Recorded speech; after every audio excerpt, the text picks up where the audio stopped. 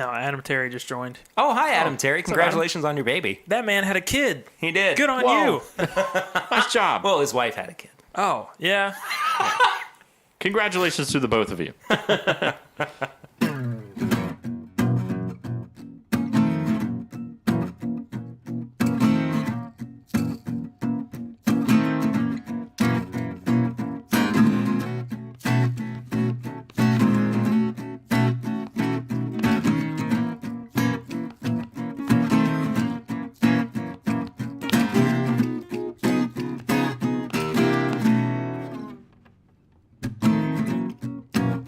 Welcome back, everybody, to another week of This Is My Bourbon podcast. I'm your host, Perry, and I'm very happy to have Curtis and Swan back with me this week. Hi, guys. Hello. I never know what to say. Neither of you do. Curtis is No. giving me the pregnant pause. Here. Just immediately say hi Hey. as loud as possible. Hi. I am here. Yeah, happy you guys are back on. It's the Thursday after Derby Day, which was a mess in and of itself. Did anybody have any mint juleps? I had a mint julep. Hey, there you go. I had a Booker's mint julep. Okay. It was How very that? good. Yeah. It was very good. You can hear all about it on last week's episode at the Burley Market and Cafe. So, yeah. It sounded good, but I did not partake in any mint juleps. I like straight bourbon too much I agree. to do much with it. But you know what? Somebody could probably change my mind if they went and picked mint leaves from, right outside their 10 house feet and away. stuff. Yeah. Oh, yeah. So totally I agree. actually had a mint julep.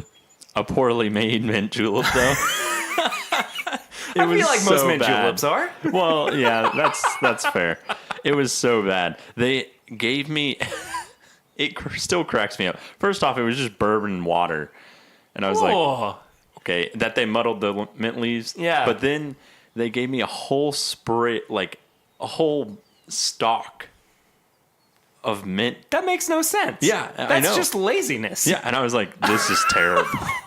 I think I'd rather just somebody pour some of the Old Forester mint julep pre-made and deal with Or it. the Maker's much Mark. rather Yeah. that. Or the Maker's Yeah. Mark, Yeah. than that. I took the mint like tree that they gave me. and mint limb. yeah, the limb. And there was a busser coming, like going Right. and like taking plates away, and I went, just like threw it on. She was like, oh, okay. And I was like, thanks. I just couldn't handle that. That is so... It was pretty You didn't funny. keep like any of the leaves or anything? You just got totally rid of the... Oh, I got rid of it, the whole thing. That's hilarious to me. Because it wasn't a mint julep anyway. Well, sure. And adding the fair. mint leaf would not have done anything Yeah. for me. I would have loved to have been a fly on the wall just to watch that. I would have lost my I hope mind. the bartender didn't see me, but then again, maybe I do hope she did. She has to learn. Yeah.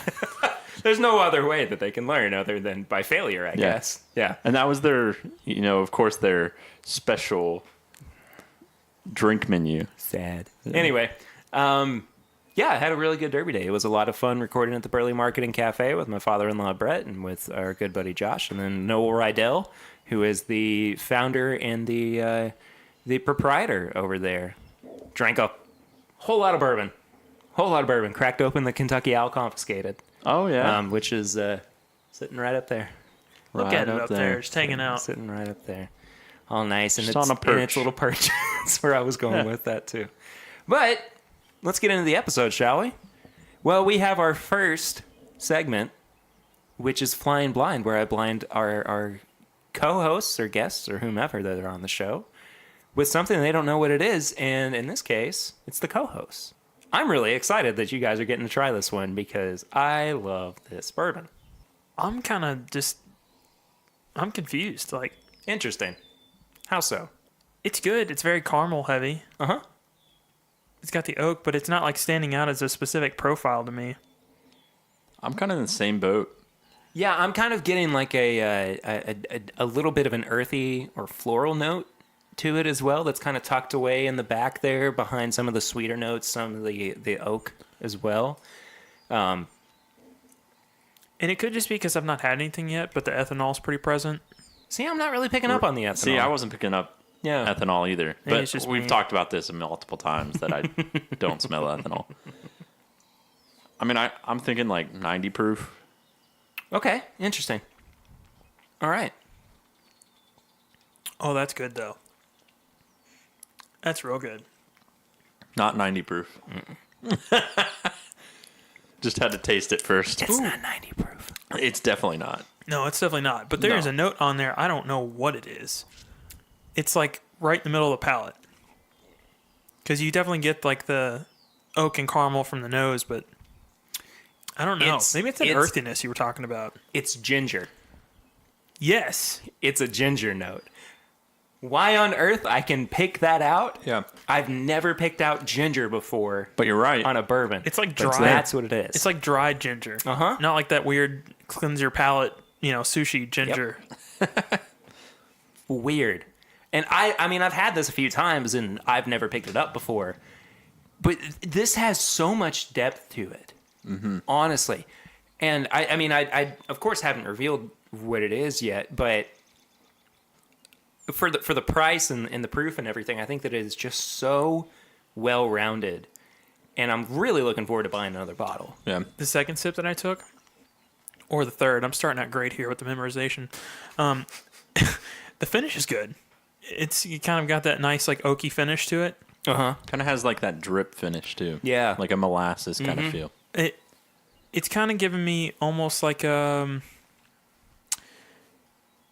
I don't know how to explain it. More of like almost a wild turkey vibe where it kind of leaves you with that almost honeyed oak finish.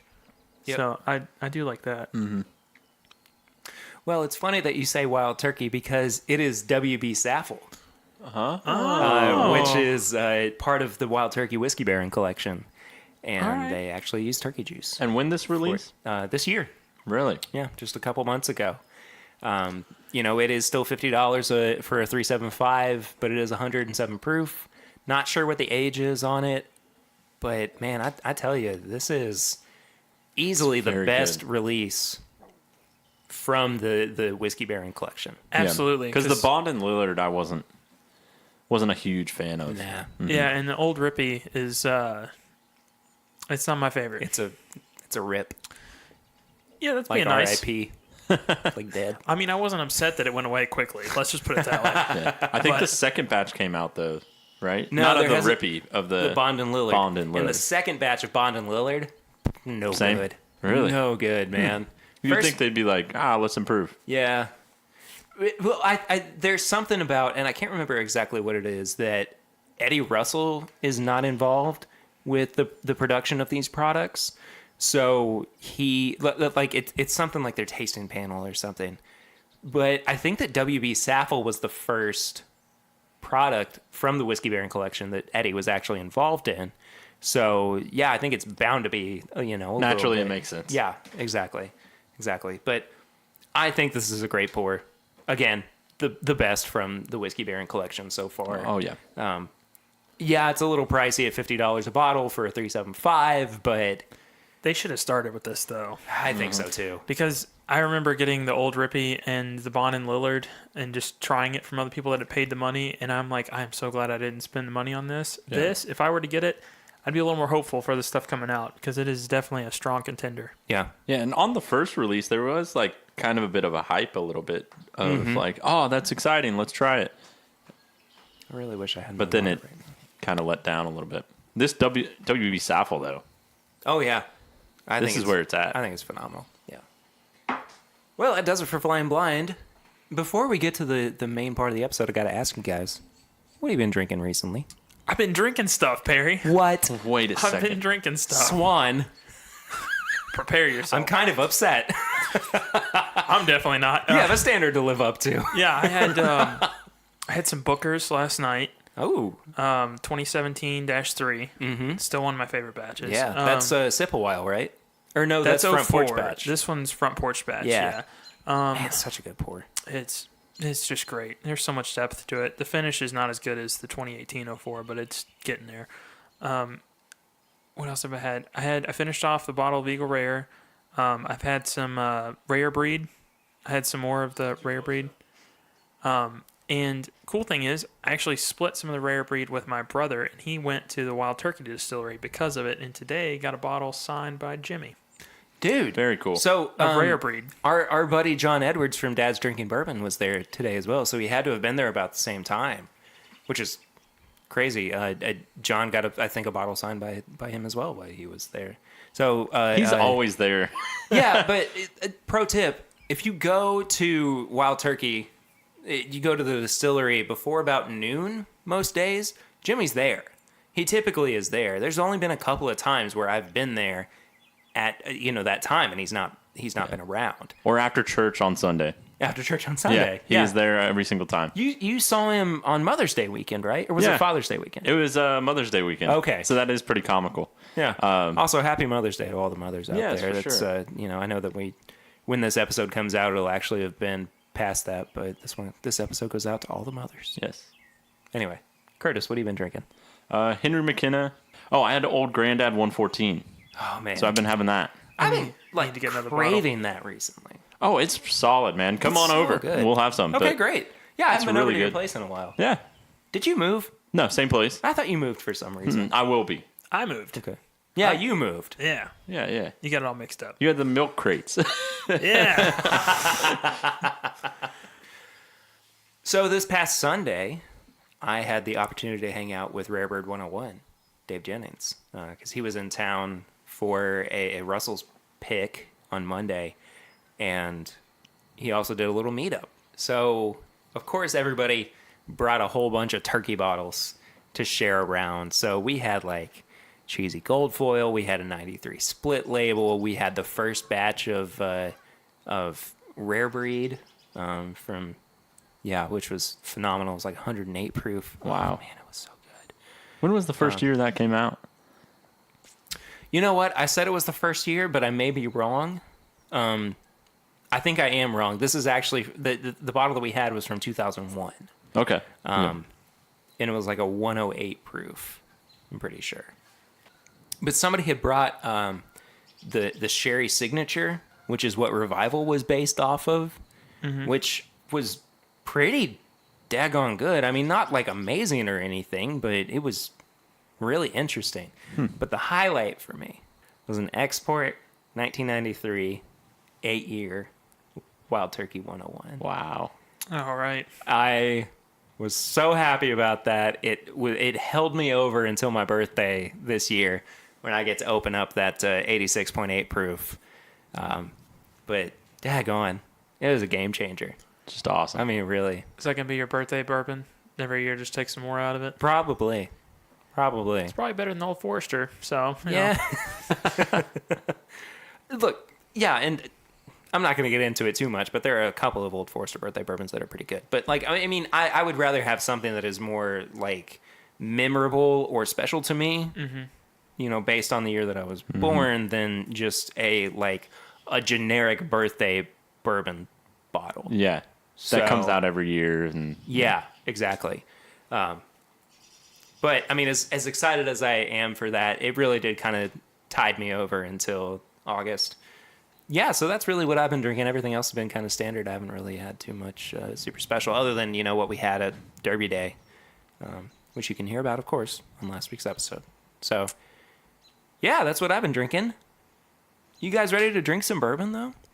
Absolutely. Let's man. play a Let's game go called for it. Drink the Bourbon. I play that game we do a it lot, every man. episode. So originally what this was going to be is we were going to do a blind flight, and I realized that I didn't have the quote-unquote necessary tools to make that happen. So what I'm going to do instead is I'm going to blind Curtis and Swan on a few different Russell's picks. You won't know where they're from. You won't know where I purchased them from either. So it's all going to be kind of... It'll be interesting for me to see what you guys think about each of these. Yeah, I think it'll be really interesting because it's going to be really just picking out different notes and seeing the different profiles of probably all of them. Yeah. And the similarities between the two rather than, obviously being like, oh, I thought I liked such and such better than I thought I liked this. Yeah, for sure. Well, gentlemen, would you like to pass me your first glass? Yeah, and I think the thing I'm excited about learning is just knowing that there is a difference between Warehouse K, Camp Nelson, and some of the other warehouses, Yeah. because there's people, Perry included, that they'll tell you, hey, I prefer Camp Nelson picks, or I prefer Warehouse K and different warehouses and stuff. And I just don't have that kind of perspective on Russell's. So, Warehouse K is one of my favorite warehouses, by the way. yeah. So I'm just, and I know that it's got to be this way with Russell's just because of the way that people talk about it, that there is distinctly different profiles between each warehouse that people look for. Oh, man. I'm excited for this. We haven't done like I know that we haven't done like a real blind flight episode in a long time, but I like this semi-blind aspect of it for you guys. Smells just like Russell's, man. Getting them baked goods. Yeah. Kind of a cherry pie. Cherry pie, I think, is exactly what that nose is. What do you think the standard nose is on just the regular single barrel offering? Because I mean, obviously, the single barrel and even the regular offering is going to differ. But what kind of notes do you directly pinpoint to that so I can tell how this is different? So what I kind of think about is Turkey 101 for me is my benchmark for what Wild Turkey products are. Yeah. So you take some of that oakiness, you take some of like there's always kind of like an almond note that I get in there as well, almond buttery note that I get too. Of course the standards, caramel, vanilla, all that stuff. But with Russell's, I also pick up kind of a cherry cordial flavor as well. I could see that just based on this. Yeah. I don't know. I've always thought, at least from my limited experience, which I've told you is pretty much I've had like 3 of these. Yeah. It just seems like it always leans towards like the darker, like brown sugary stuff for me. That some of the regular Wild Turkey, like 101 and the Rare Breed, don't quite get into. Yeah. And maybe that's just them saying we need 2 distinct profiles, and we're going to lean the Wild Turkey more towards this like almond buttery, and then this more towards the sugar note. Right. But I was just curious to see what you got off the original, like regular release that they put out. So to that point too, I'm getting like almost like a dusty note off of this that I don't normally get from Russell's or just from the standard single. I think barrel. I get that as well. Yeah. It's just I mean, it's not a lot, but it's right there. Just a little bit of that funk that we always kind of talk about. I agree with Swan on Russell's. For me, always has that more of that darker note. Stays on that darker side of the wheel of flavors and profiles. This is really good. This is very good. I haven't even tasted it, but the nose is phenomenal. I do love the nose. Yeah. So I typically stay away from the Russells just because the first one that I had was a single barrel regular offering, and I didn't like it. This is kind of changing my perspective a little bit. I think that's kind of what, not that there's necessarily an end goal with this, but I if I'm not encouraging you guys, meaning you and Swan, Curtis, but maybe the listeners as well, to explore store picks, and maybe in particular Russell's picks as well, because they're so vastly different. And based on the 3, maybe 4 that I've selected for you guys to try, they're all so unique, and they have such different things going on between them. What's the proof point on these? 110. I gotta say, I think the only thing I would knock on this, other than it just being so rich and full of flavor, and honestly kind of having a more oak forward stance than some of the other stuff, is the Rare Breed at 116 doesn't seem to have as much heat as this does. I'd agree with that. This seems like it's pretty hot. I will say the finish on it is exactly what I want. I think it's more on the palate that I'm going, it's just a little too hot. With that being said, the palate on this is so oak forward. Yeah. Just really good chocolate. Yeah. It's funny, too, because I am actually picking up a little bit of that ginger note that I was finding on the WB Saffel. It's not super prevalent, but it's just kind of hanging around, kind of playing along with some of the other notes that are there, too. This is very good. I'm excited for the second one to see how it differs. Oh, yeah. I think you should be. Yeah. I'm going to hold on to a little bit of mine. Me too. As we move forward, if that's okay with you guys. I think let's all do it. Yeah, as the audience is aware, Perry poured this, and that typically I'm sorry. means you got a little extra in there, but it's okay. You got a little bit of extra bourbon there, champ. Absolutely. We'll get back to that. It's a Periscoche. This one's- one's wildly different. Yeah, What the I heck? think it's a lot. It's a lot more. It's milder. It's a milder of a nose. A little Yeah. lighter. Like the last more one, I was floral. like, too much ethanol, it's a little bit of heat, but it's so good. And this one, I'm like, this one's dangerous, man. This is like 100 proof territory. This is classic bourbon nose Yes. for me. I mean, just straight up like, that's bourbon. Yeah. Caramel baked good. Yep. Like a little bit of floral. Definitely the oak is present. Not picking up so much on the proof, but Just you know, I can tell that it's a little bit higher just because of the full bodiness of it on the nose there. Yeah. But Overall, well rounded. yeah, for sure. It's just so much lighter than the other one. I can't get over that. Yeah. But it when you say lighter though, I don't think that it's lighter in like it is thin. I think that it's just not as deep necessarily. Does that make Yeah, sense? I can get behind that. It's not- kind of like what I was mentioning, where you get more of the brown sugary aspect a little bit Uh-huh. on regular, Turkey 101 and Rare Breed. Yeah. This leans more towards that, other than what I consider like the standard Russell's, kind of grip it has on you a little bit. For lack of a better phrase, I think that this one smells a little bit more fresh.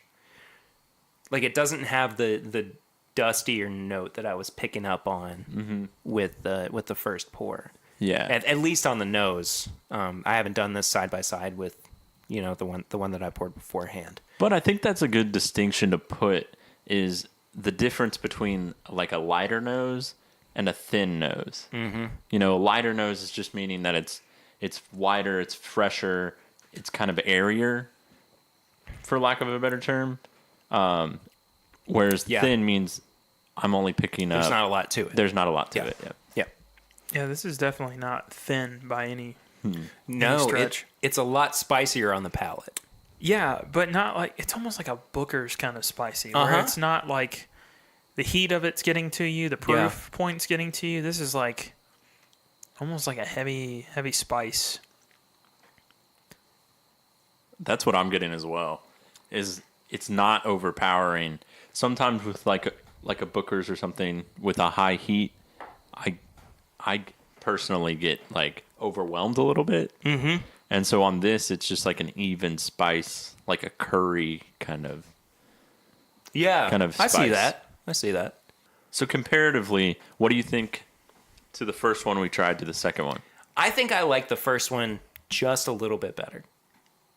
The dusty note. Yeah, I That's- think that might be what it is that it has that kind of dusty turkey-ish note to it. That, I mean, you guys know I'm a fan of that. And like, while this one is incredibly solid, and I would drink this 9 times out of 10, I think that 10th time, for me in this case, is the first pick, the first pour that we had. I'm going to disagree with you. I like the second Really? one better. Yeah. Curtis? For me, Is this mutiny? Perry, it's the second. So I honestly am going to be split between the middle, and it's a difference between if I want something. I feel like this one I could drink every day and be like an everyday kind of sipper. Mm-hmm. It's not. I mean, it's not as mild as what an everyday kind of sipper usually is, but this one just has a little more of a lighter airiness that I enjoy. Sure. Compared to the funk or the darkness of the other one. I think that's where I'm coming from too. I feel like I could have this daily, and with the one we had first, I would want to pour that and literally take the time to pick that one apart. This one I feel like I could drink and I could pick it apart if I wanted to, but at the same time I could also just have it and not really think about what I'm having. So what point are you coming from when you're deciding what you want or what you prefer from these? Are you deciding based on daily drinkers or regular drinkers? Or are you deciding on what you overall enjoy more? I think I'm going from the daily drinker standpoint, and that's simply because people do different things when they drink bourbon. Like for me, Sure. it's usually video games, TV, music, something like that. But if I'm sitting at home and I'm with 2 or 3 people that are interested in conversing about the bourbon we're having, I'm going to go with the first one. If I'm doing my own thing and I'm playing Overwatch and watching, UK play basketball or something, I'm probably going to go with the second. Nerd. Yeah. I'm just kidding. Oh, it's fine. I'm just kidding. It's I have fine. no room to talk. It's kind of spot on what he kind of said. Is just, if I'm sitting with someone that I really want to enjoy bourbon with and really talk about it, and that I know they would enjoy talking about it and kind of picking things apart and really getting to the nitty gritty, I'd be like, for sure. But with the other one, I'm going to sit and, watch TV and not have to think about it. I think that's fair. For me, I'm just going solely on what do I like better. What do you prefer? That's really where I'm coming from. So I totally I understand what you guys are saying. It's just, in my own personal opinion, I would those. I know it's the internet. I'm gonna get torn apart for it regardless. I just like the first one better. No, in this setting, first one, it's got that dusty funk. It's got the kind of the extra brown sugariness. It's definitely, in my opinion, more solid bourbon. Especially the proof point, because I do like the kick. I'm a fan of the Jim Beam kind of kick you get. So having it on a Russell's pick is great. It's fun. This one gets like Swan approves of the nose on this one. yeah. Mm-hmm. This would be great with a big, fat, juicy steak. Yes. Yes. Absolutely. It pairs so well with the notes you get from a It's just steak. so savory. It absolutely This is. is like savory, a little bit nutty. Just a hair nutty. Yeah. Yeah. The caramel's taking a back seat in this one. I think so too. I think the oak and the darker notes are really starting to pull forward. And if I dig a little bit deeper, I can find some like berries, like dark berries. Like blueberry specifically is what I'm finding. I'm getting the blackberry, but Okay, sure. Same family. But yeah, I could see that as well. Do you know that smell when you walk into somebody's house and you can tell they just cooked a giant breakfast? Yes. This. Yes, Absolutely. It's the residual grease of it's like you walked into Denny's and you're like, Yeah. Poorly made steaks were made here. Do you like this one a lot? this one's my favorite. Okay. Yeah, it's just so silky smooth, man. The savoriness. It's just See, the palate introduces a sweetness that the nose didn't have. Mm-hmm. I'm starting to pick up a little bit of the sugary notes. There was that caramel note on there, too, that I love on bourbon. yeah. But I really wasn't picking up any of the sweet notes on the nose that the palate really is presenting. I think it kind of bookends it a little bit for me. I do too. On the front, on the nose, you get the oak, the savoriness, all those kind of savory notes that you're expecting. Then on the palate, you get the sweetness, the caramel, the baked goods, and then as it finishes, it's like, here's the oak again. Let me introduce that. I just think it's really strange that the first one, it hits you up front and stays consistent. Yeah. The second one, it's real smooth up It front, rolls. and then it gets spicier. Yeah. And then this one, it's just right in the front. It kind of dissipates a little bit and then gives you kind of a soft finish, but it's a good finish. This one's the most roller coaster-y Yes. out of them all. Because you feel like the finish is done, and it's like, oh, wait, there's more. Uh-huh. Not quite. Yeah. As much as I love this one, You're going back to the first. no, I want to go back through and I want to make sure side by side that this is what I want to go with, because I feel like there might be something in the first one for me that I'm like, I really need to But I know revisit why. it. I think we know why. Why is that? Look at your entire liquor cabinet. Most about of it is like pre-fire, dusty, Like That is not true. well, I'm okay. All the special stuff's moved to the front, though. Yeah, We know your game. yeah, we know your game. Watch it. I'm nothing if not a show off.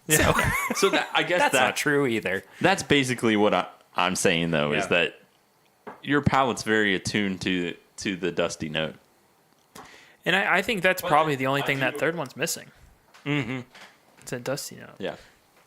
So I just went back to the first one. After having the third one, the first one tastes a little bit thin to me. Not Really? like I'm going, oh man, I don't Well, know yeah. about that, but Comparatively. comparatively, yeah, I think that it just has a little bit of a thinness to it. I think the taste might have a bit of a thinness, but I just did just noses across the board. Mm-hmm. I honestly think the first one has the best nose. I could see that. I think so too, actually. I think that it has the most complexity to it, at the very least. Oh, for sure. For sure, the first one has the best nose on it.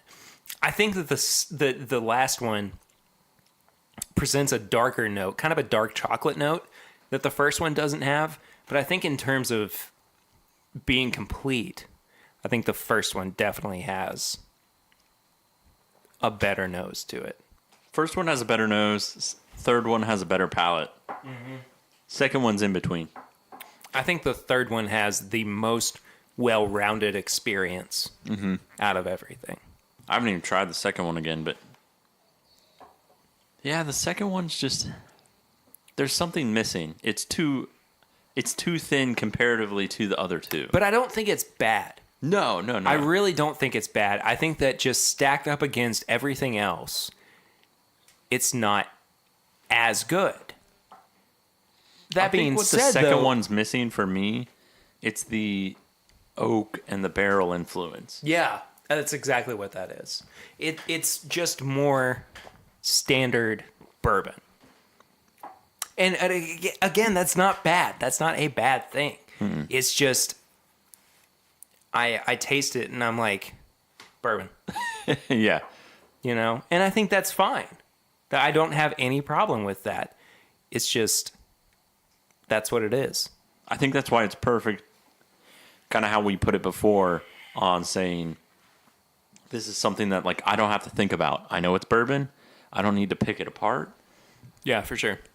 Like I still stand by on if I'm gonna drink something every day, I'm drinking the second one. Yeah, I see that. I totally see that.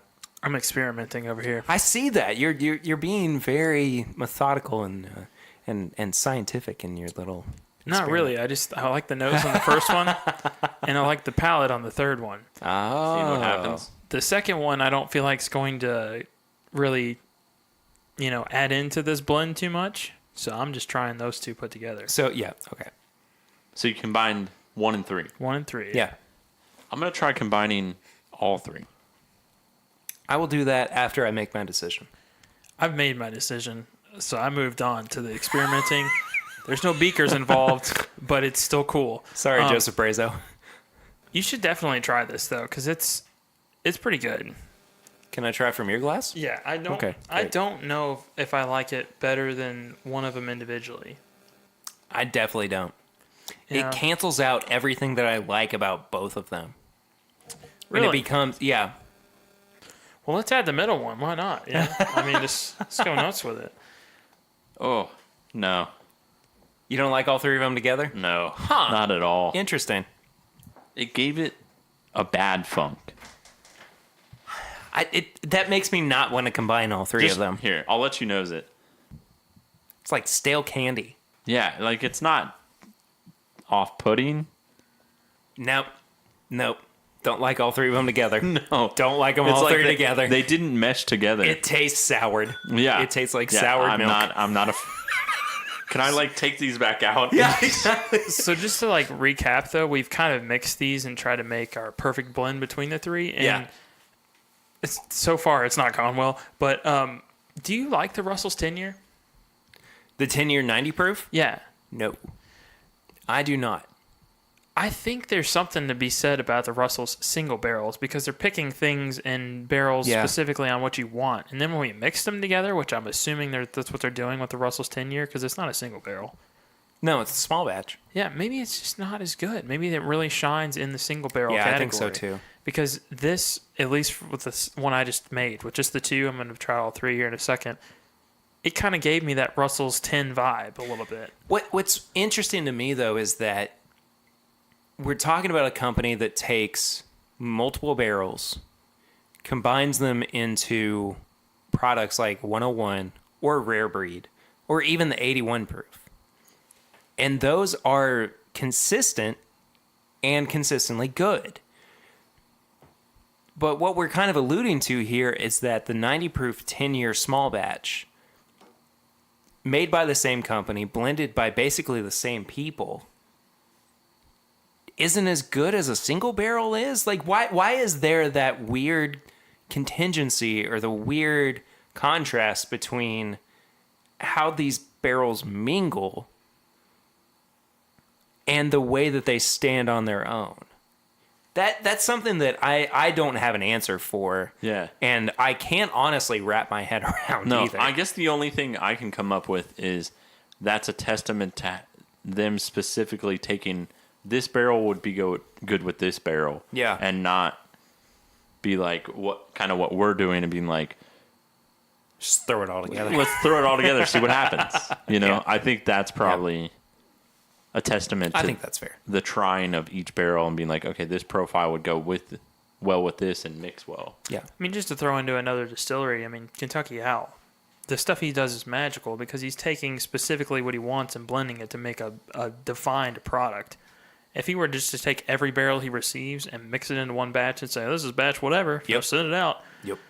we'd be here. I mean, Yep. it's maybe not necessarily the best option. Yeah.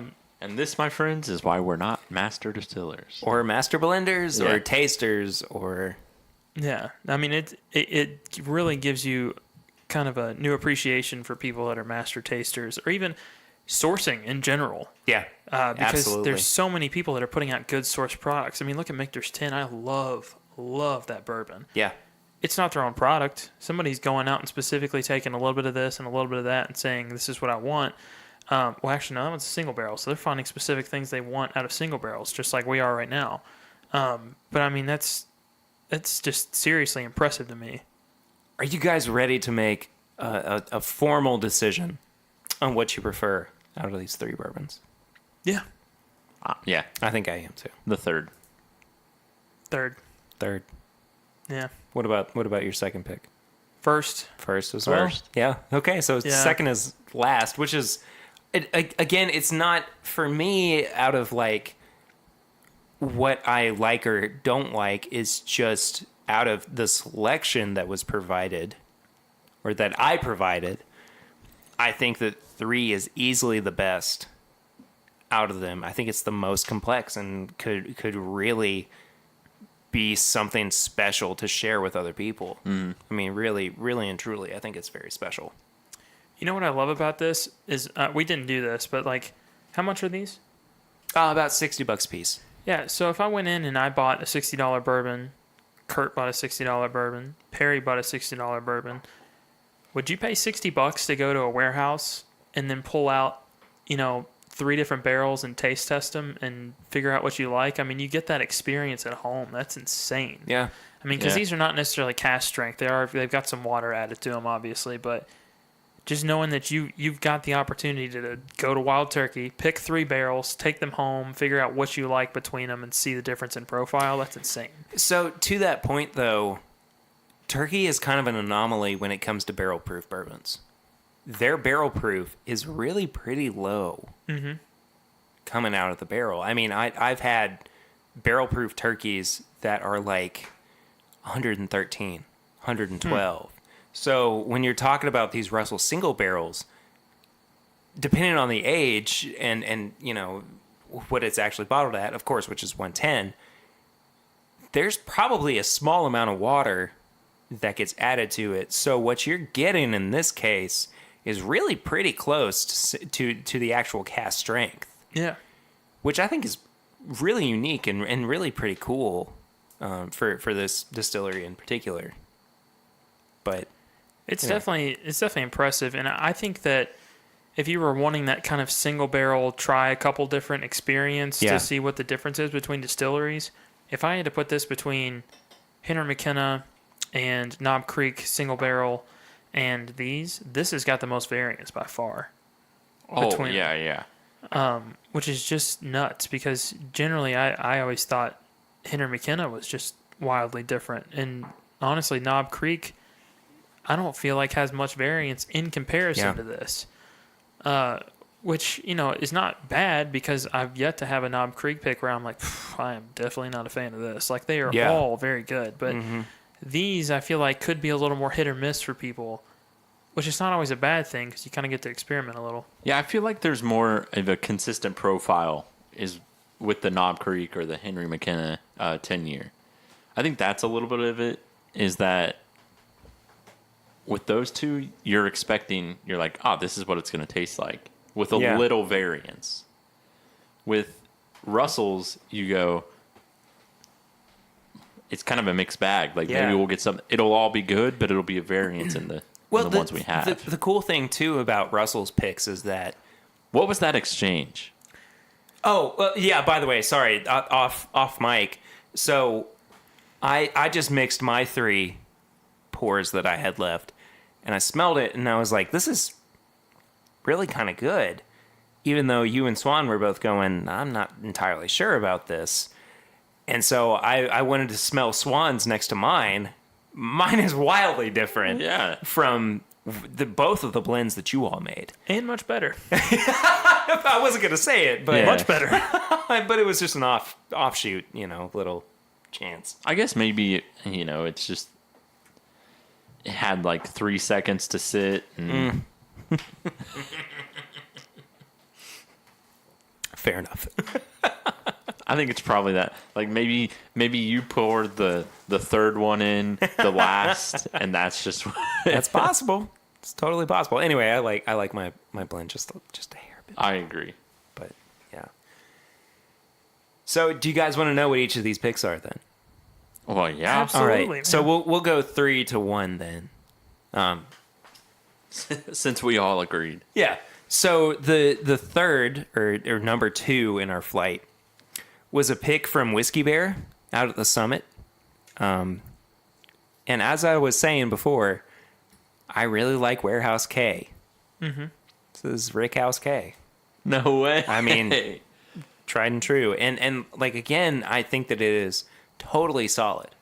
I think that it's a really great barrel. It's just out of the 3, I just prefer the other 2. Yeah, and I mean, we didn't dislike any of these, or at least I didn't. Oh, I definitely didn't. Yeah, Not so by any means. They're all good. Whiskey Bear also picked this in conjunction with the Lexington Bourbon Society. As you can see, I've loved on it a little bit. Just a tad, man. I've got what, like 4 or 5 ounces left in there, maybe, Maybe. if I'm lucky. At least one Perry pour. Maybe a couple Scotias. Which is just a regular pour, according to Jason. The number 2 in our list, or number 1, based on what we poured, is from Wine and Market over on Jefferson Avenue here in Lexington. This is a Camp Nelson pick. So it's off-site for Wild Turkey. And, I mean, I've said repeatedly, I'm between Camp Nelson picks and Warehouse K picks. So it was perfectly in line for me to have said that the Camp Nelson was just a little bit better than the Rick House K. But again, I think that's a fantastic pick. It came in at like $60. I probably will go back in the next couple of days and pick up another bottle. What's our winner pair? And can you pick up a bottle of the Whiskey Bear? I don't know if did they. I don't know if you can right now. Yeah. I think they might have sold out. Okay. But the Well, wine, that's just what I was the meaning Wine and is- Market, I think they still have some. Now this one though, I don't think there's any left of it. Okay. But if there is, I'm going to get me another bottle like tomorrow. This was me throwing a dart blindly and going, I may as well pick up this bottle. This is from Unlimited Spirit on Southland Drive in Okay. Lexington. kind of a hole in the wall place, but they have great barrel picks. They always have. And again, it's a Camp Nelson. So Camp Nelson. I have said many times, well, since I've had this, and again, I've loved on it quite a bit, this might be my favorite Russell's pick of all time.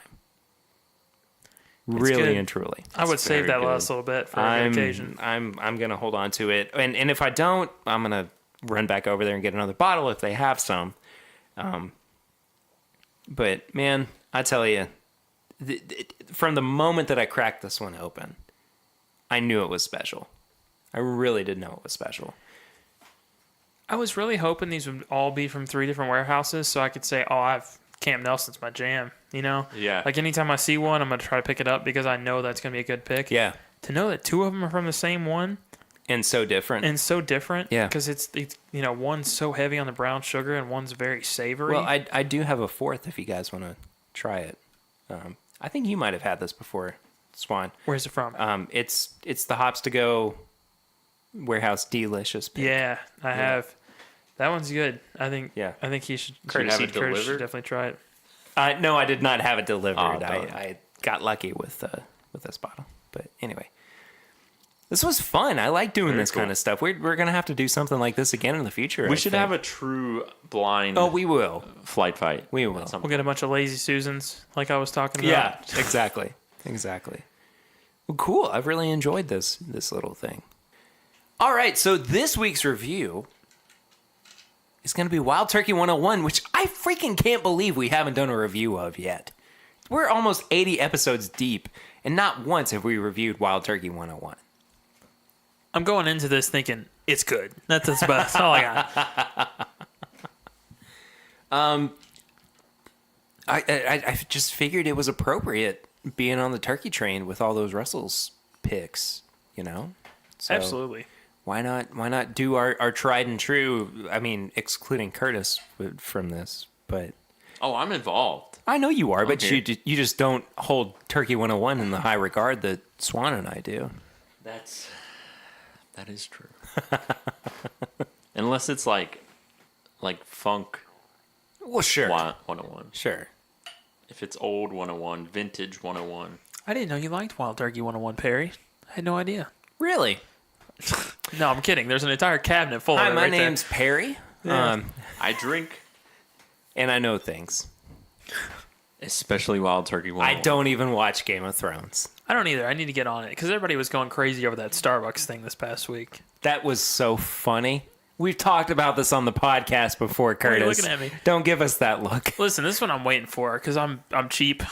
So I'm basically waiting for all of it to be posted on HBO, and then I'm going to be like, yes, I want to try that trial membership. And then I'm just going to blow through the whole thing Yep, in 1 month. in 1 month. Yeah. Absolutely. So that's what I'm waiting for. Absolutely. And for anybody that's wondering, we took a little break between the Russells and this, so we could kinda We had to. acclimate a little bit because going had from to. 110 to 101, even though it's not a huge jump, it's still significant enough to kind of throw off your profile a little bit. Yeah. That nose is perfect. I love very the nose good. on this. It is good, yeah. I think for some people, it might be the proof kind of might shine through a little bit because it does Yeah. kind of have almost like going back to that Russell's, almost the same level of heat as maybe that like second one we had. Yeah, which Yeah. was sitting at like 110. 110, yeah. So, Yeah. I mean, I don't know. I could definitely see, just based on the nose alone, why this may not be for everyone, but I also see why a lot of people think this is the absolute, like, pinnacle of daily drinkers. I fall into that second category Yeah. where it's just perfect for something that I could sip on every day.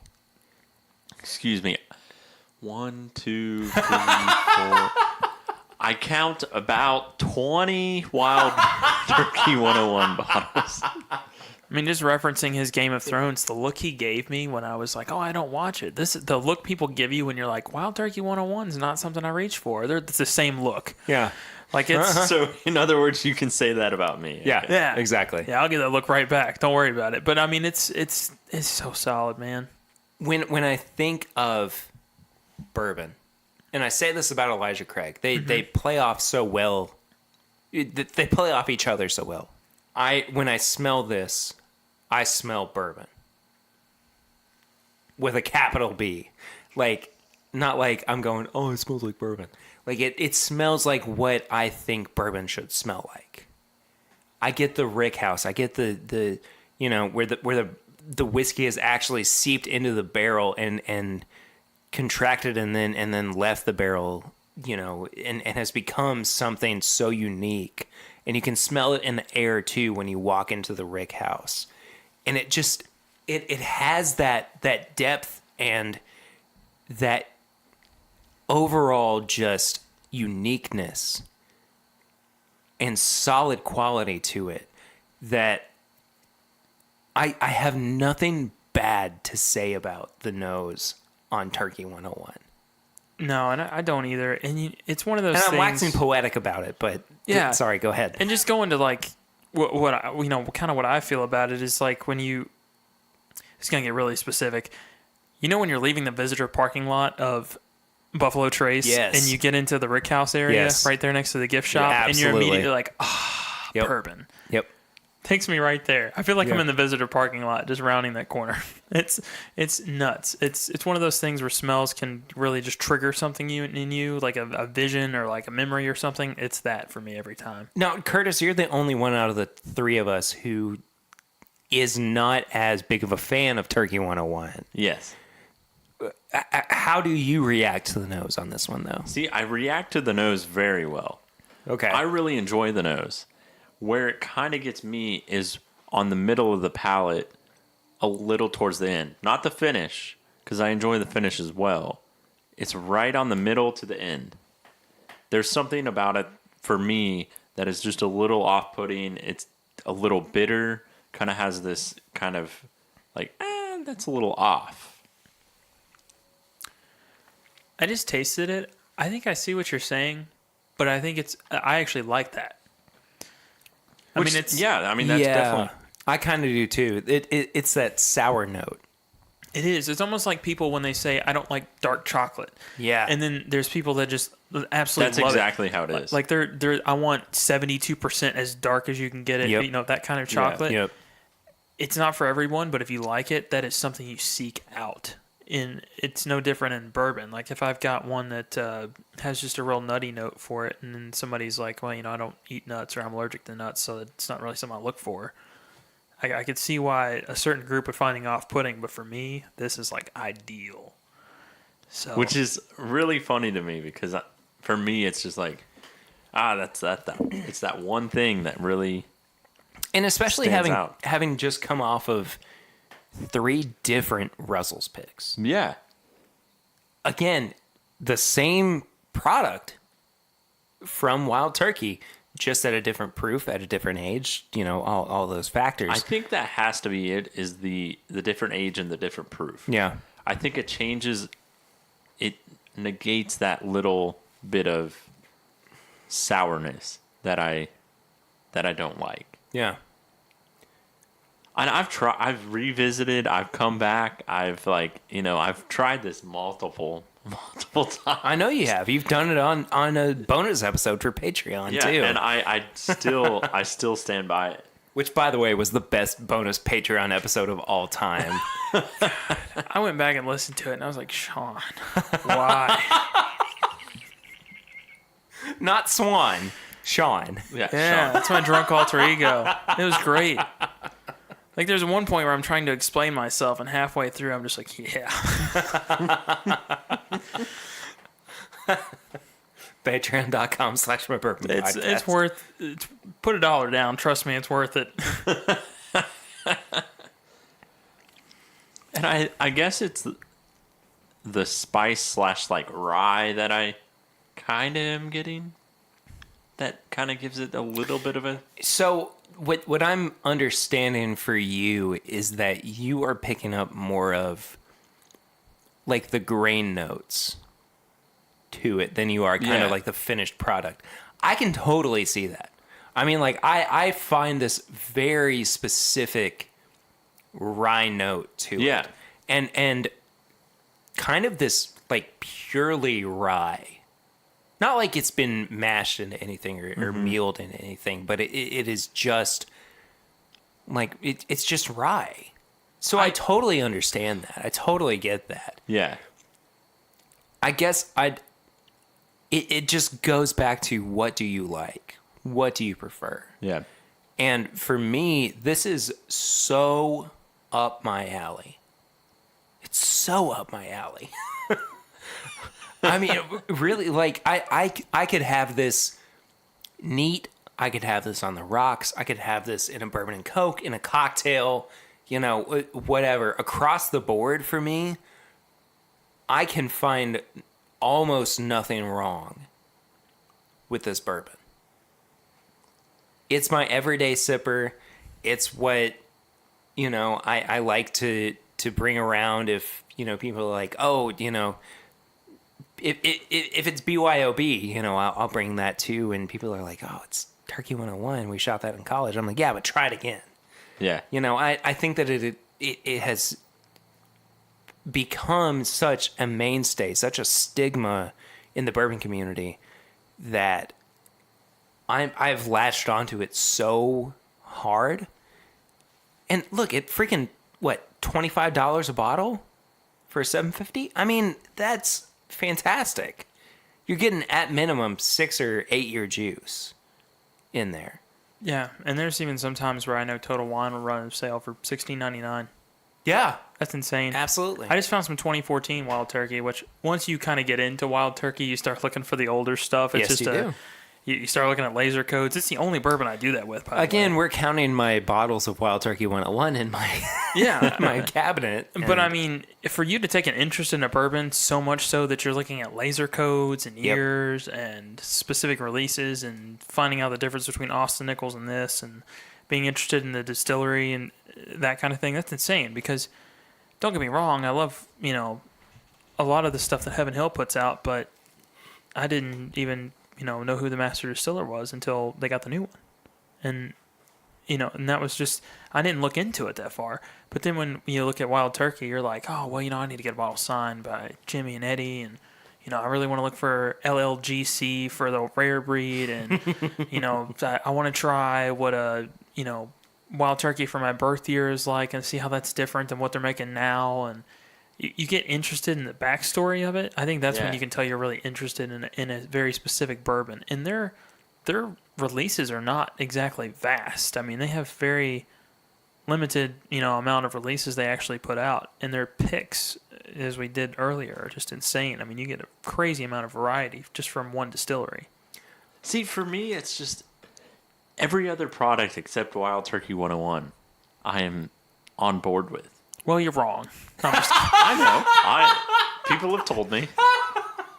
It's just how Exclusively on this podcast, we've that's, told you. Yeah, that's just how I get that.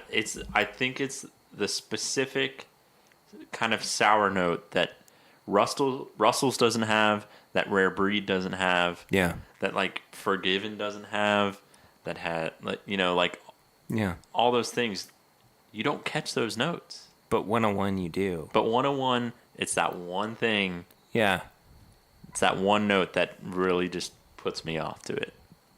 You Okay. can say I'm wrong. It's all right. No, I know. don't. I just- don't want to say that at all. I don't think that that's fair because we've said so many times you like what you like. Yeah, yeah. The best way to drink. I mean, Freddie Johnson said the best way to drink bourbon is just the way you like it.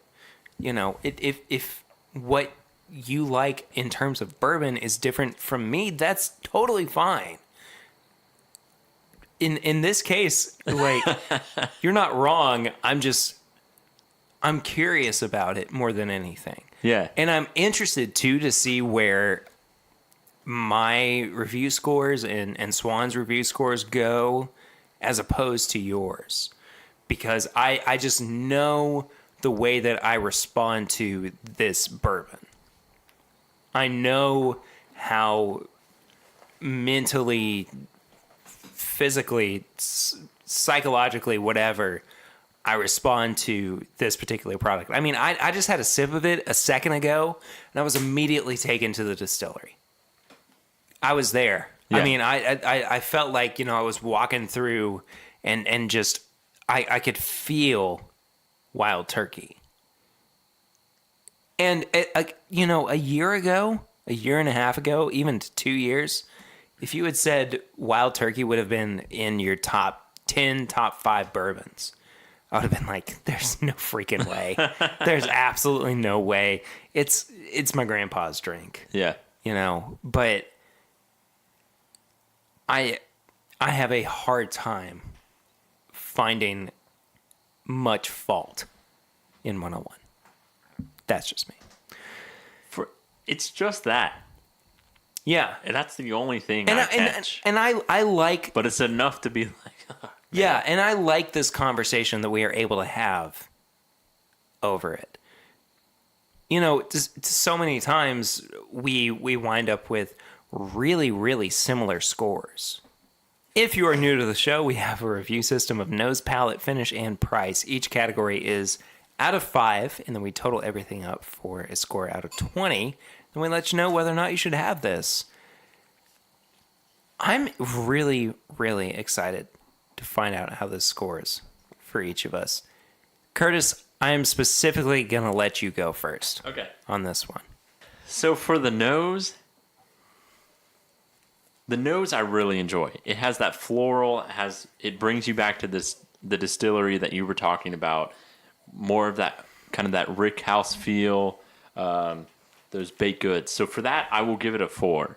I mean, the nose is Wow. really Wow. is really pretty awesome. Yeah. So that's my score for that. It's so solid and has everything you kind of want. Yeah. It's gonna be a weird review. I can already tell. I gave it a 3.5. Yeah. I gave it a 3.5 because I don't feel like. I mean, even comparing it to the Russells we just had, I feel like there's better noses. Like if you look at that third Russells we had, where it was more of that kind of savory note, knowing the Wild Turkey's capable of that knocked it down a point, at least for me. And then there's also just others that I prefer. Like if I was looking at Elijah Craig, I honestly prefer that nose. Yeah. I mean, there's just quite a bit that I prefer, and I'm not saying that it's necessarily the weak point because I'll get to that in a second. But there's room for improvement, and they show that because they literally have releases that improve on that within the same distillery. Yeah, I gave the 3. I gave the nose a 3.5 for the same basic reason. Like it's good, but I think that it could have been pushed a little bit further into the same direction that the palate goes towards, which I gave the palate a 4. I think that the palate really, really, truly is where this shines through. Curtis does not agree with us. No. Continue. I mean, I don't. Unless you were done. No, I want you to go ahead. Okay, so We're all just staring at Kurt here, by the way. the palate for me is going to be a 2.5. Oh, Wow. that hurts. I know. I know it does. And I just want to reiterate that I have came back to this Wild Turkey 101 at least 12 times. Like, at least. Or more. That's fair. That's And- totally fair. I think what it is it's just that one note that I get right on the front of the palate. It continues all the way to the middle, to the back, and then it finishes well. I think the finish is where it kind of turns around a little bit for me. Sure. It's just the palate is just really off-putting for me. Yeah. It's not, I mean, I'm not going to say it's like bad. I think it's okay. It's just there's something about it that I want more. It's kind of one note for me. It's kind of like a sour, kind of bitter, but has those bourbon notes in there. Yeah. Just being somebody that listens to this show so much, like from especially the early episodes, I've noticed you kind of tend to rank the wheated bourbons a little higher. Do you feel like it's because it has that rye and it's kind of known for a higher rye recipe that you're ranking it a little lower? Yeah, yes. I think my palate is more catered to a wheated bourbon. And I actually recently have had a conversation with Iverson at OBC about it. Are you cheating on me? Maybe. And Iverson, we need to talk. because he's really into the rye bourbons. The high rye. High Yes, rye he is. bourbons. Yeah. And he was like, there's no way you will like this. But then he went, "This is what you will like," and he gave me Michter's the toasted Yeah. toasted rye, Yeah. and that loved it. All right. So I'm going to propose this, and I'm not trying to leave you out, Swan. Oh no, go ahead. Maybe we'll have you on too. I don't know. But so my dad is pretty inexperienced with rye whiskeys. I would love to do an episode with you, my dad, and Iverson where we just talk about ryes. Yeah, or that'd be high cool. rye bourbons or something. And I will just say- to, acclimate you to that palate or that realm of flavor. Yeah, Too. And I will say that a part of it is I go full rye, like I just want the give me the Wild Turkey 101 rye, Yeah. or it's just some like I can get on that profile, Yeah. the rye profile. It's just I want it full on, full bore, like give it to me, Yeah. like not sort of just a high rye bourbon, Right. but. I'm so confused and interested. I just Swan, what'd you give the palate? Palate gave 4. Yeah, me too. I just think it's solid, man. There's not much beating it. I think the only thing keeping it from a 5 is honestly just the proof. Like if I were to get a cask strength Wild Turkey on profile, I think it'd be great. Yeah. And going back to like I tend to lean more Elijah Craig and Heaven Hill in general. I think I do prefer some of those profiles, but this is great. I mean, there's really nothing wrong with it.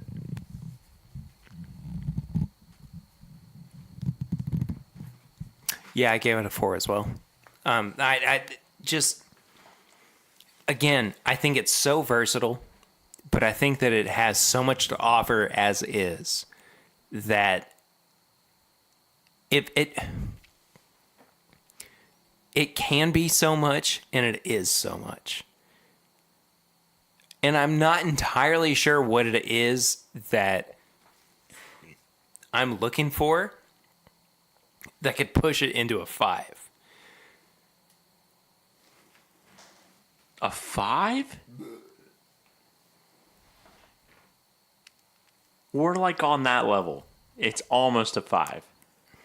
I think so. I think it's 4. I mean, it's up there for me. It's up there for me as well. Man, almost a 5. We're No, talking like no, George T. Stagg Antique Collection. No. Like, No. I'm saying 4 because it's missing something. As far as like drinkability for me, it's on the same level as George T. Stagg is. Like I know you're, Yeah, I'm different. It's fine. and I'm making so many established it. enemies with this too, but I think that 101 is just quintessential bourbon for me. And where George T. Stagg comes in is that it's quintessential bourbon but elevated. I think it's everything kicked up a notch. Excuse me. That's just kind of where I stand. Yeah, and I mean, if I'm going to be honest, and this a lot of people won't like this at all, but like I've had some of the older turkey I would take over last year's George T. Stagg. Me too. Yeah. What year older turkey?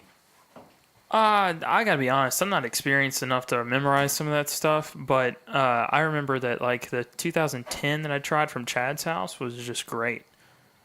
And I take that over last year's George T. Stagg. Now, this year's George T. Stagg, I think, was a bit more solid. I'd have a hard time saying that I'd prefer that over anything Wild Turkey, but it's definitely a solid contender. Perry is pulling out the Wild Turkey library currently. And I'm also taking into consideration some like previous years, maybe not necessarily what's into the shelf, so that 4 may be a bit strong. But it's still, I'm going to leave it there because I know exactly what they're capable of. And also knowing that if you go to the distillery and say, hey, there's a huge difference between what I had from 2010 and what I have now, they'll tell you we didn't change anything. So just sitting in the bottle, these things are getting better and better and better, at least according to if you're just taking their word for it. So knowing that, the 2014 turkey that I found on the shelf the other day, if I hold on to it until I'm 30 or so, is going to be just as good as some of the Dusties that we're pulling, we got on the table now. I'm definitely going to keep it at a 4 for the palate. Yeah, I think the longer it sits is where it starts to lose that one note that I really don't enjoy. So you like Dusty Turkey Yes. more than you do today's Turkey 101. Yes. All right. And I think it depends on what the year is. Sure. Well, We're gonna find out what year it is exactly that you prefer. We need you to like it. We Whether we've got to look. Get This up is to the 80 He-Man people. Woman Haters Club. Yeah. And if we got to get you up to 88 miles an hour and take you back to 2010, we're going to do it. Okay. Yeah. All right. So what are we trying? well, we'll get there, but we have to finish the review first. Sure. The finish was the low point for me. Same here. 2.5. I gave it a 3. Okay. I think it's a little hard to hold it back for the proof point. I love that they decided everyone else was doing 100, so we're going to do 101. But I think it's still solid. I mean, there's definitely nothing wrong with it, but if I were going to compare it to some of the stuff that we've given a 5 in the past, which I think is only one bourbon on the show that we've given a 5, if you're looking at like the Booker's finish where it's that like deep, like honeyed, viscous, really like gives you the Kentucky hug no matter how many drinks you've had throughout the night, this just doesn't compare. I think it's 2.5 or 3 range for me. What'd you give it again? 3.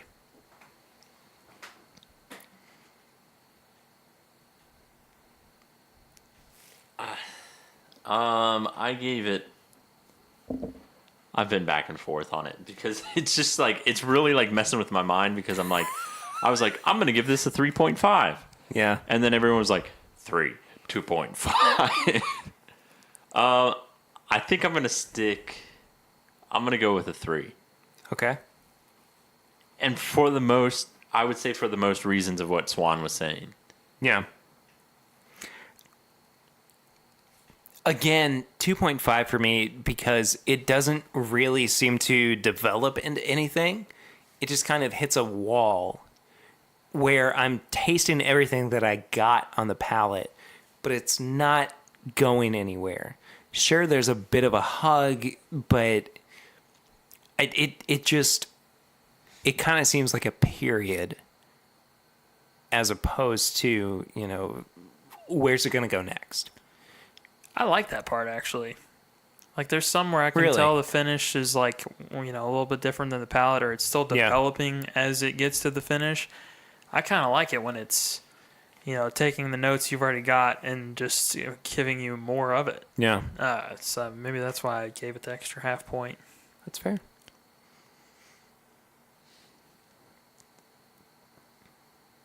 We're all just staring at Kurt, man. We just Yeah, need I don't you to- know what- I'm not trying to disown you or anything either. Iverson can have you. We're done with you. Yeah. Okay. Cool.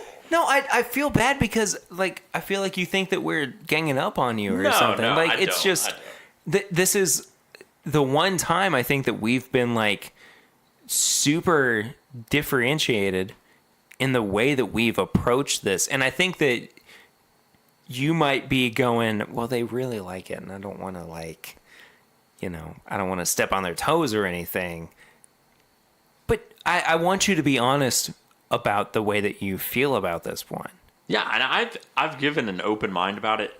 I feel And as that's- many times as I've tried it, Which is fine. and I really think that it's just that one note that really just. I think it's the palate, Yeah. the nose, the finish. To me, the price point, Yeah. all of that makes sense. All of them, yes. Yeah, I mean, I've It's got just the palate. I've got my bourbon too that I did for whatever reason. Everyone else loves it, and I just can't get into it. It's the, it's a 6-year Heaven Hill Green Label. Mm-hmm. I just don't like it. I really don't think it's that great. Yeah. And the 100 proof that they put out, the bottle and bond, love it. Yeah. It's just for whatever reason, Yeah, it drops for 10 sure. points, and I can't stand it. So what'd you all give the price on this then? I gave it a 5. I'm serious. I think if you can find it at that like 16 to 18 price range, this may be the best value in bourbon. I mean, it is one of the better values you can get. Yeah. I think the only ones that I would consider about the same price, like, when you could find Henry McKenna 10-year at $30, $35, that was up there. Elijah Craig Barrel Proof at 60, that's up there. I mean, there's not many that I would really consider giving a 5. This is definitely one of them. Remind me of the price point. What do we sit at? Oh, like You can get this anywhere between $16.99 if you can find it on sale, and sometimes they even have like $3 coupons on them and stuff, to about $25 depending on the retailer. Yeah.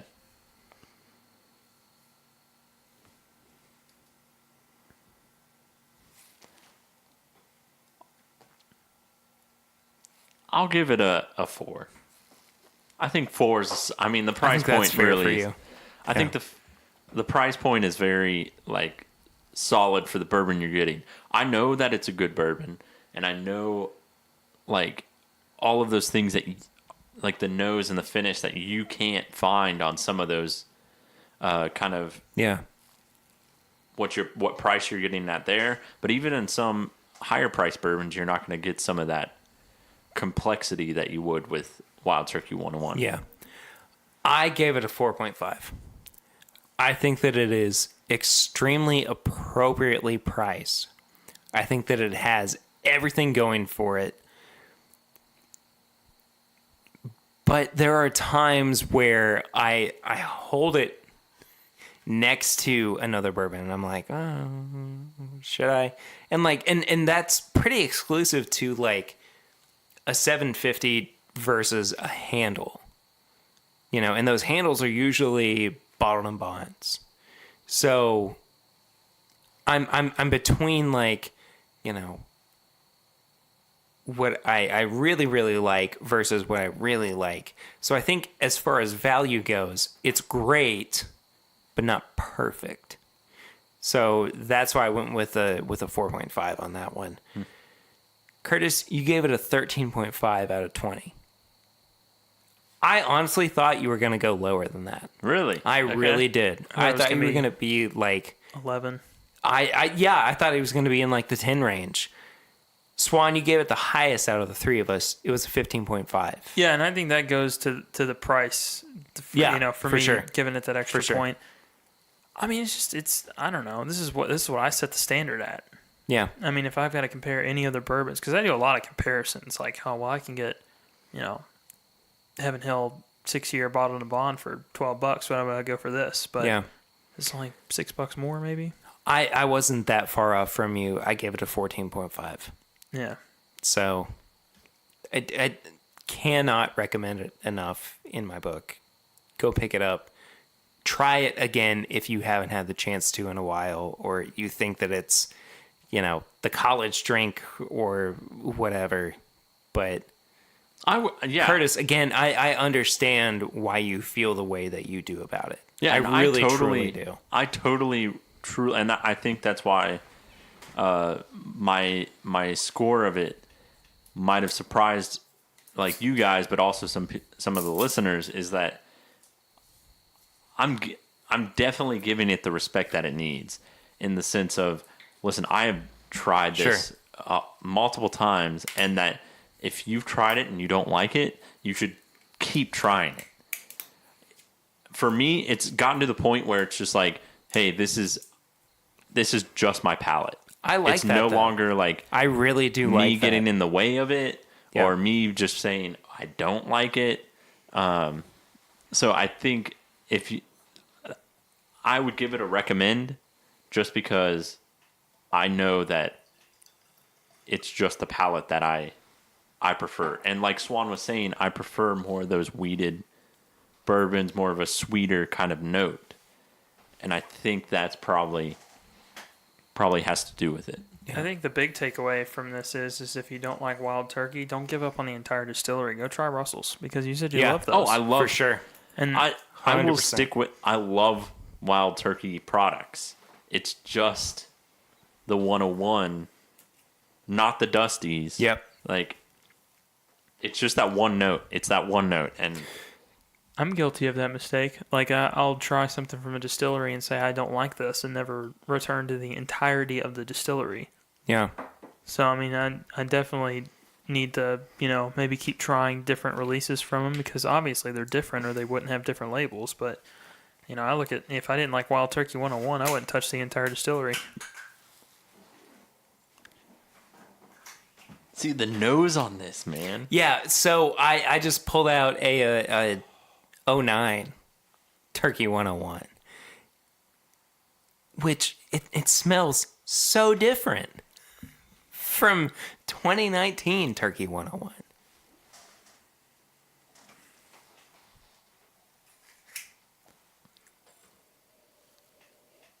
Oh. I could just sit in this nose forever. Just stay there. This is great. And I think, my score being higher, I'm taking, probably shouldn't, but I'm taking some of this into consideration. But this is phenomenal. Yeah, I think. And the palate. See, it's getting better on this one. Yeah. I'm going. Okay, yes, For yes, sure. yes.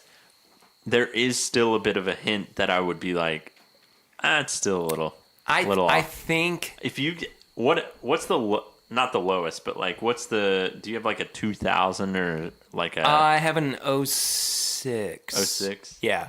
I'll try if you don't mind. I'll try that. No, I would be happy to And let then you try it. See if there's a definite Yeah. cutoff point. Yeah. It's probably going to have to be off air, but yeah, I'll let you try it. I just want to send you to like a Rare Bird 101 training camp so you come back with like a Wild Turkey t-shirt just ready to go. Okay.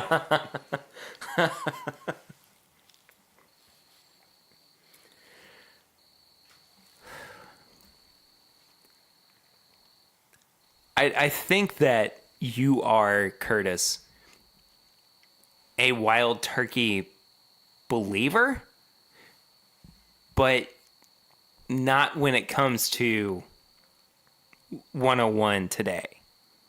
Yeah. I think that's it. I think that you buy into everything else that Turkey does. It's just the 101 that's It's being the produced. like modern day 101. Yeah. Would you pick, like, if you had to go in and pick up a bottle of 100 proof and then in a 750 for roughly the same price, would you pick this or like Jim Beam bonded? I would pick Jim Beam Bonded. Yeah, and see, that's Or perfectly I fine. would, You you just know, have a at the distillery time I would preference. take Heaven Hill Bottle and Bond. Yeah. Sure. Or, Henry McKenna, Elijah Craig. Like, Yeah. I can totally respect that as much crap as I've been giving you, but it's I'm trying not to. I don't want to give you crap over this either. I feel like it's not fair. I'm cool. Like, I don't. I'm not going to dog on you for it. It's Yeah. just... And I understand where you guys are coming from in the sense of I know it's just Yeah. my palate. I mean, look at us with like Woodford.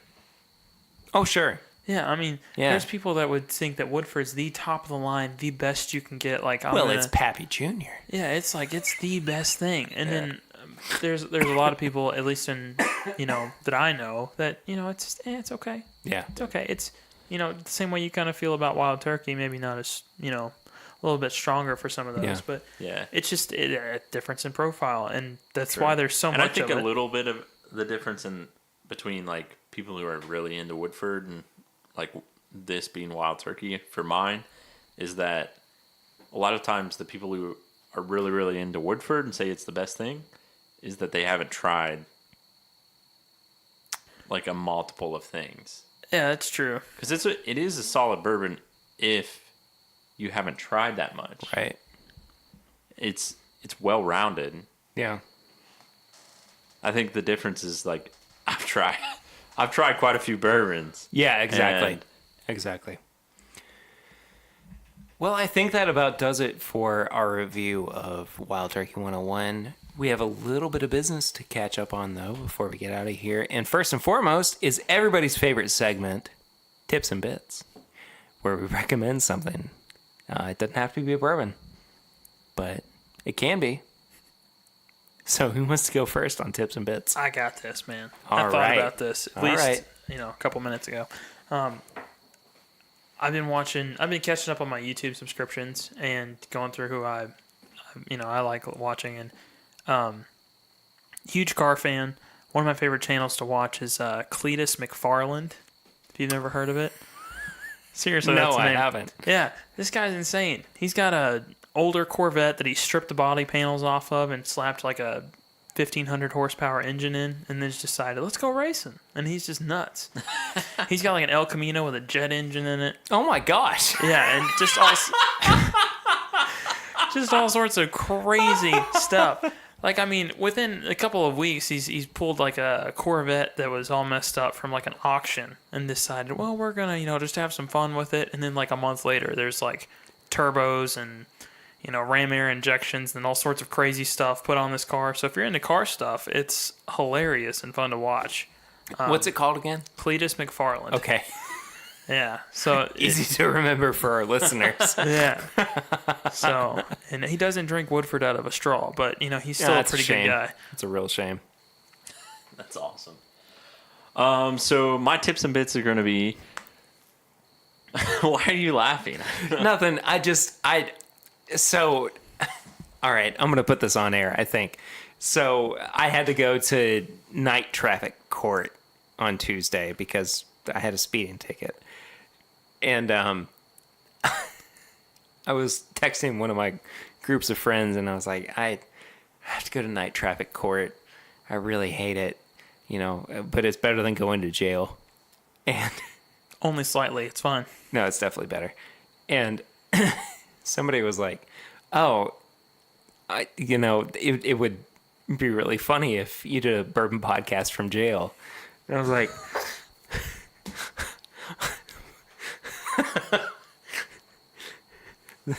welcome back to another episode of This Is My Bourbon Podcast. I'm Perry, and I got Shanky Tony with me.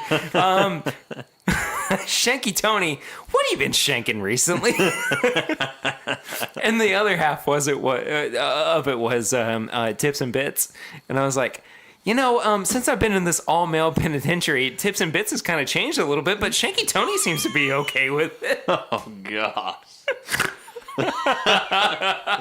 Took the bread from lunchtime, and I'm making a sweet mash in the toilet Where'd that myself. butter come from? Oh god. That turns things around. I think this, like the unedited version of this episode, is going to be a Patreon exclusive. It's got to be, because it'd be so funny. Anyway, start your tips and bits over. Yeah, I'll start my tips and bits over. It's just funny because you're gonna laugh. So, Allie and I, we adopted a dog. Did you really? We did. His name is Gus, and he is a Maltipoo. And anyway, he's just the sweetest dog in the world.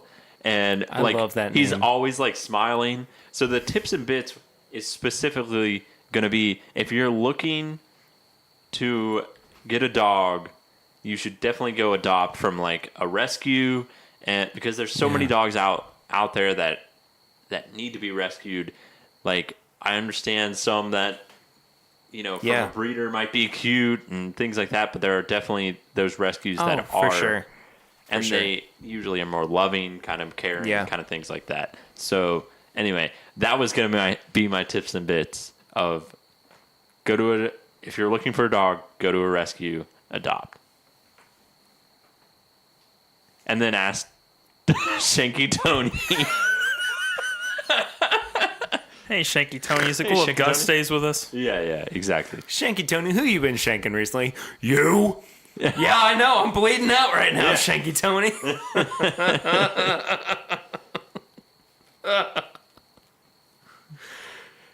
Oh, man. Can that be like Chad's alter ego, a Shanky Tony? Shanky Tony? Shanky Tony. No, it's Chaz. Shanky Tony, who you been shanking recently?